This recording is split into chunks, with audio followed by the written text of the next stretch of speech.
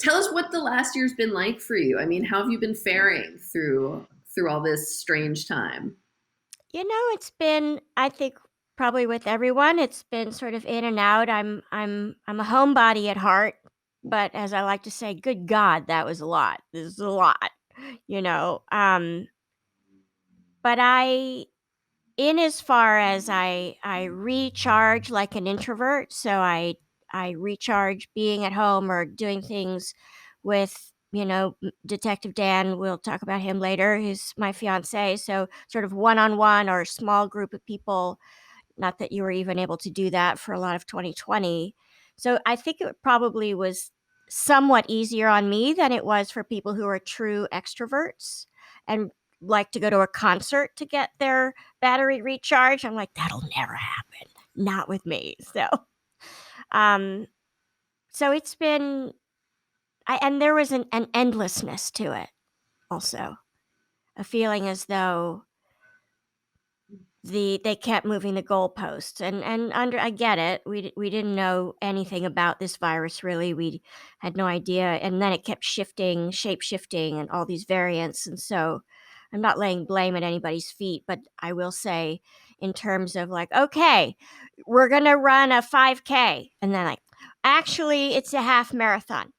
Okay, you know what? It's a triathlon. Okay, it's an ultra marathon. And you just like, oh God, I didn't bring enough snacks. So I think that has been more than I just didn't expect that. Yeah, no one did. I mean, have you been in LA the whole time? Yes. I traveled 1 week to the Northwest for a brief vacation in January, but that's it. It's been hey, welcome home.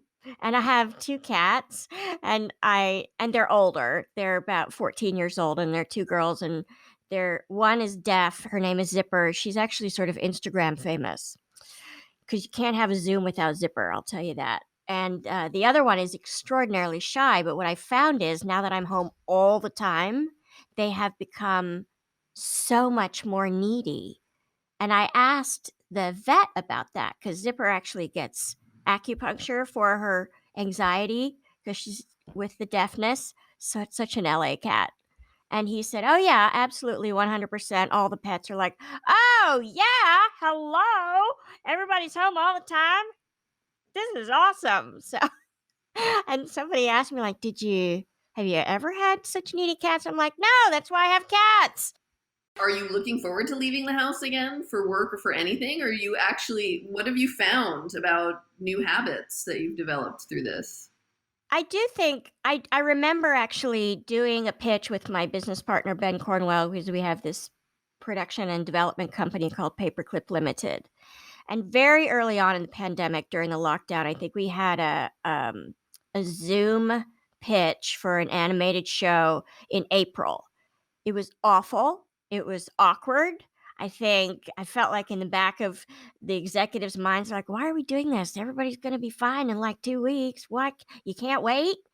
Um, and then, of course, that turned out not to be true. And I do think one of the artifacts of this pandemic and all these lockdowns, and I do think it's valuable, is that now we're much more relaxed doing video conferences like this.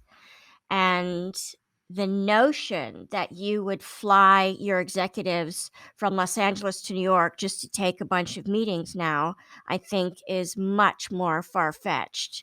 Because whereas before all the lockdowns, if you didn't fly your executives across the country, they were like, oh, you're not really serious about this because you don't want to spend the money. And so that paradigm has shifted, and I think that's valuable. On the other hand, I do think since you don't have any transition time, for instance, a commute when Ben and I would drive from our office in Los Angeles to the Valley, which could take 45 minutes, even though it's 12 miles. Hello, Los Angeles.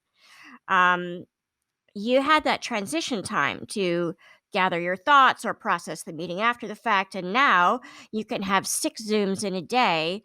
Meanwhile, the amount of energy you're expected to expend is exactly the same as if you were in the room, but there's no world where you could fit 6 meetings into your day and do the commute. So it's required a new kind of balance, I think. That's an interesting point, but you're quite right. I mean, what day? Does the day ever end? I don't know. I don't know what day. Well, that's it. And I really had to buckle down about that too with the boundaries. If my office is actually in the living room, which is lovely because there's a nice bay window. I can look out at the garden.